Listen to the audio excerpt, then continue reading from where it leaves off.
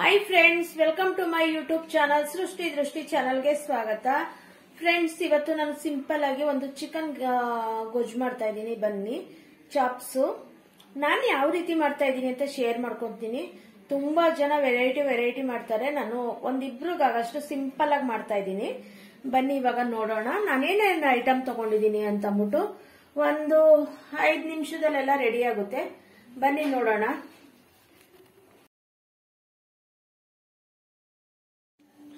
ನೋಡಿ, ಒಂದಿಬ್ರಿಗಾಗಷ್ಟು ಒಂದು 300 gram chicken ಇದೆ ಇಲ್ಲಿ ನಾನು ತಗೊಂಡಿರೋದು।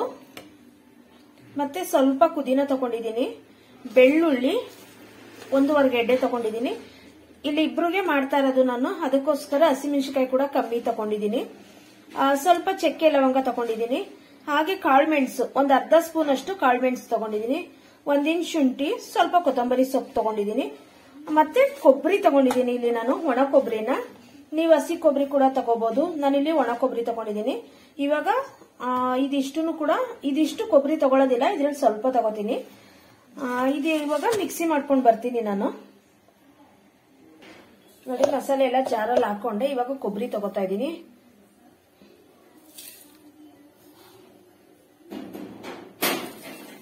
ಸಾಕು ಇಷ್ಟು ಕೊಬ್ಬರಿ, ನನಗೆ ಇಬ್ರಿಗೆ ಮಾಡ್ತಾ ಇರೋದ್ರಿಂದ ಇಷ್ಟು ಸಾಕು।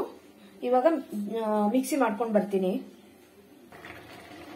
ನೋಡಿ, ಮಸಾಲೆ ರೆಡಿಯಾಗಿದೆ, ಹಾಗೆ ಬಾಣಲೆ ಕೂಡ ಇಟ್ಕೊಂಡಿದ್ದೀನಿ। ಇವಾಗ ಗ್ಯಾಸ್ ಹಚ್ಕೊಳ್ಳೋಣ।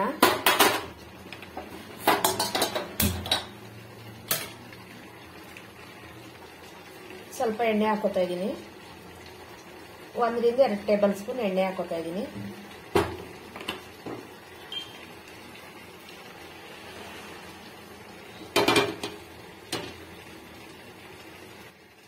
ಎಣ್ಣೆ ಕಾದಿದೆ, ಇವಾಗ ಚಿಕನ್ ಹಾಕೋತಾ ಇದ್ದೀನಿ।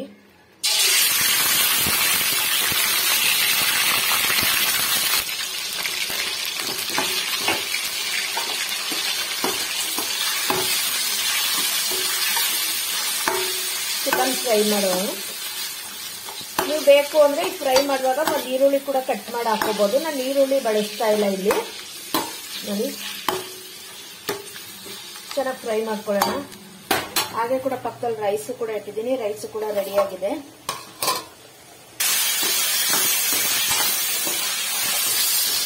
ನೋಡಿ, ಚಿಕನ್ ಫ್ರೈ ಆಗಿದೆ। ಇವಾಗ ಮಸಾಲೆ ಹಾಕೊಳ್ಳೋಣ।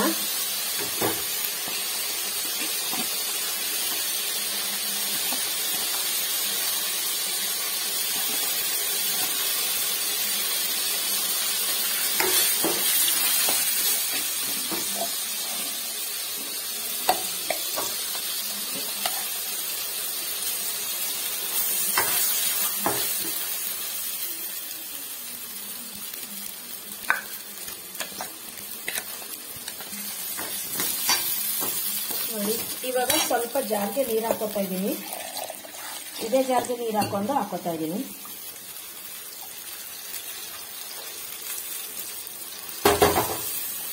ನಿಮಗೆ ಚಿಕನ್ ಚಾಪ್ಸ್ ಗ್ರೇವಿ ಎಷ್ಟು ಬೇಕೋ ಅಷ್ಟು ನೀರನ್ನ ನೋಡ್ಕೊಂಡು ಹಾಕೊಳ್ಳಿ।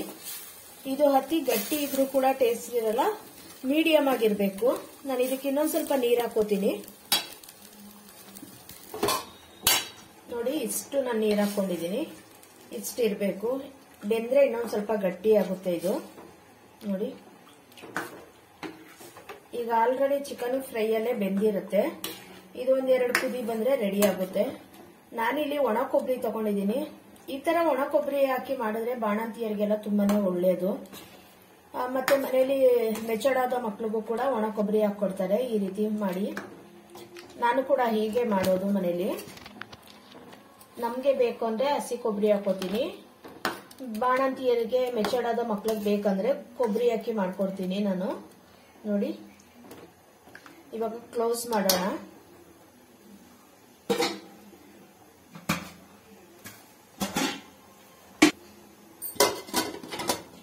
ಎರಡು ನಿಮಿಷ ಕ್ಲೋಸ್ ಮಾಡ್ತಾ ಇದ್ದೀನಿ ನಾನು। ಇವಾಗ ಸಾಂಬಾರ್ ಕುದೀತಾ ಇದೆ, ರುಚಿಗೆ ತಕ್ಕಷ್ಟು ಉಪ್ಪು ಹಾಕ್ತಾ ಇದ್ದೀನಿ ನಾನು, ನೋಡ್ಕೊಂಡು ಹಾಕೊಳ್ಳಿ। ಸಪ್ಪೆ ಆದ್ರೂ ಕೂಡ ಹಾಕೋಬಹುದು, ಉಪ್ಪು ಜಾಸ್ತಿ ಆದ್ರೆ ಟೇಸ್ಟ್ ಇರಲ್ಲ, ಊಟ ಮಾಡೋದಕ್ಕಾಗೋದಿಲ್ಲ। ಈಗ ಉಪ್ಪು ಹಾಕಿದ್ಮೇಲೆ ಹಾಗೆ ಇನ್ನೊಂದು 1 ನಿಮಿಷ ಕುದಿಸಿದ್ರೆ ರೆಡಿ ಆಗುತ್ತೆ.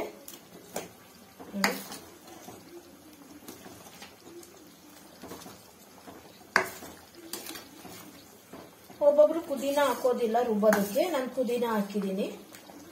ಒಳ್ಳೆ ಟೇಸ್ಟ್ ಕೊಡುತ್ತೆ, ಘಮ ಘಮ ಅಂತ ಇರುತ್ತೆ ನೋಡಿ. ಒಳ್ಳೆ ಘಮ ಘಮ ಬರ್ತಾ ಇದೆ ಆಲ್ರೆಡಿ ಅದು.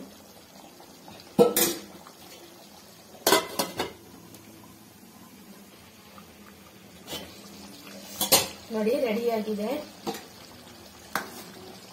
ಚಿಕನ್ ಚಾಪ್ಸ್ ರೆಡಿಯಾಗಿದೆ. ಒಳ್ಳೆ ಘಮ, ಒಳ್ಳೆ ಟೇಸ್ಟ್ ಕೂಡ. ಬನ್ನಿ ಇವಾಗ ಸರ್ವಿಂಗ್ ಬೌಲ್ಗೆ ಹಾಕೋತೀನಿ ನಾನು. ನೋಡಿ ಫ್ರೆಂಡ್ಸ್, ಚಿಕನ್ ಚಾಪ್ಸ್ ರೆಡಿಯಾಗಿದೆ.